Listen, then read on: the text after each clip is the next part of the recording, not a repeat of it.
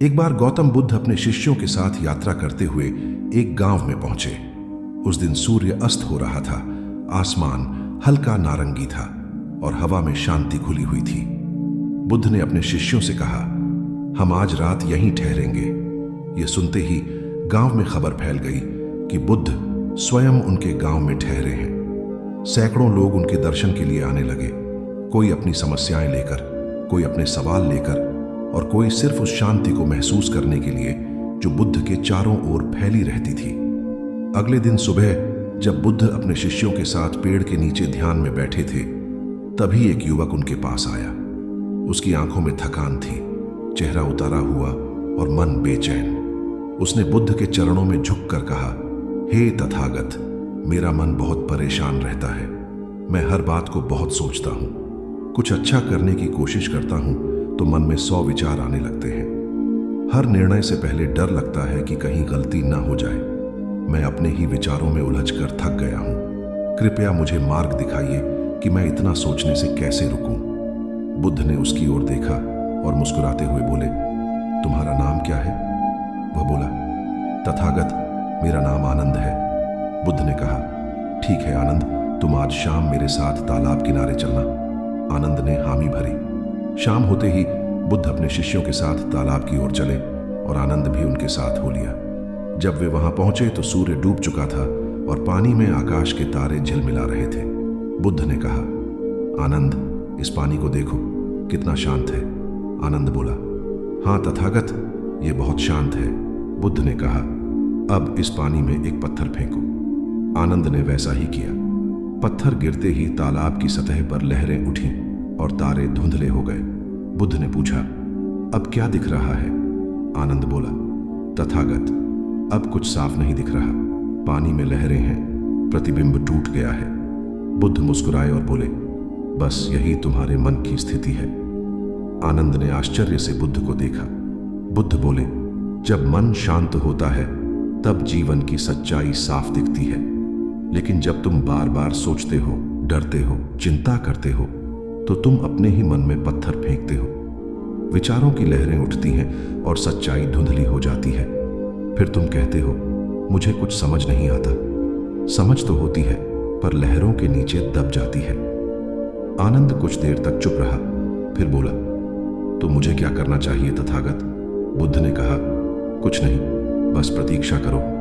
जैसे ये लहरें अपने आप शांत हो जाती हैं, वैसे ही मन भी तब शांत होता है जब तुम उससे लड़ना बंद करते हो। सोच को रोकने की कोशिश मत करो, बस उसे देखो। धीरे धीरे वो खुद शांत हो जाएगी। बुद्ध ने फिर कहा, जिस तरह कोई व्यक्ति धुंधले पानी में अपना चेहरा देखने की कोशिश करता है और जितनी कोशिश करता है, पानी उतना ही हिलता है।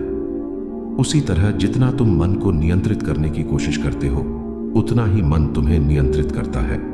जब तुम बस देखते हो, बिना जज किए, बिना भागे, तब मन स्वयं थम जाता है। आनंद ध्यान से बुद्ध की बातें सुनता रहा। उसका चेहरा अब पहले जैसा बेचैन नहीं था। कुछ देर बाद वह बोला, तथागत, अब मैं समझ गया हूं। मुझे सोचना नहीं रोकना है, बल्कि सोचना देखना है। उसे बिना पकड़े हुए गुजरने देना है। बुद्ध ने मुस्कुराकर कहा, बिल्कुल आनंद, मन को पकड़ा नहीं जा सकता, उसे समझा जा सकता है। और जिसे तुम समझ लेते हो, वह तुम्हें कभी परेशान नहीं करता। रात के सन्नाटे में जब सब लौटने लगे तो तालाब का पानी फिर से शांत हो गया था। आनंद उसी पानी में अपना चेहरा देखने लगा। अब उसमें न लहरें थीं, न डर, बस शांति थी। बुद्ध ने कहा, देखो आनंद, यह जो शांति है ना, यही तुम्हारा असली स्वरूप है। विचार तो आते जाते बादल हैं, लेकिन तुम तो आकाश हो। बादलों से लड़ने की जरूरत नहीं, बस देखो कैसे वे खुद ब खुद चले जाते हैं। आनंद के चेहरे पर अब गहरी मुस्कान थी। उसने बुद्ध के चरणों में झुककर कहा, तथागत, आज आपने मुझे सोच से मुक्त होना सिखाया।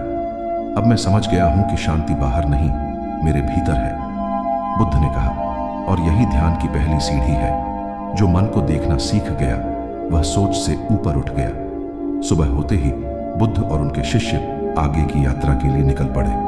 लेकिन आनंद के भीतर अब एक नया सवेरा उग चुका था। जहां विचार थे पर उनका बोझ नहीं था, जहां मन था पर उसका शोर नहीं था, वो अब सच में जीना सीख गया था। तो दोस्तों, बुद्ध की इस घटना से हमें यही सीख मिलती है कि जब तक हम अपने विचारों से लड़ते रहेंगे तब तक मन शांत नहीं होगा। मन को बस देखना है, उसे बहने देना है। जैसे लहरें शांत होती हैं वैसे ही हमारा मन भी अपने आप स्थिर हो जाता है, और जब मन स्थिर होता है तभी हम जीवन की सच्चाई को साफ देख पाते हैं। अगर आपको ये कहानी पसंद आई हो तो इसे अपने दोस्तों तक जरूर पहुंचाइए, ताकि वे भी इस शांति को महसूस कर सके जो बुद्ध के शब्दों में छिपी है। मिलते हैं अगली कहानी में एक नए विचार के साथ। तब तक के लिए धन्यवाद।